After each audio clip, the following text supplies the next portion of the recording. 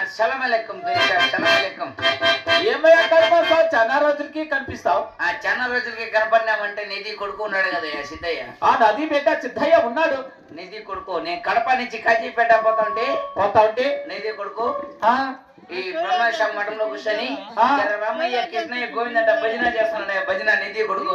అరే మంత్రి నది బిడ్డకి సంగల స్థానం తెప్పించి మసీదుకి మీ కురానా చదువుకు హా బిడ్డ పంపించి వస్తుండ నది బిడ్డ మీద నేరం మొత్తం. నిధి కొడుకు గురించి నిధి నేను లోపల పెట్టుకుంటా. నది चल रहे मैं आता हूँ. तू जा रे मैं आता हूँ.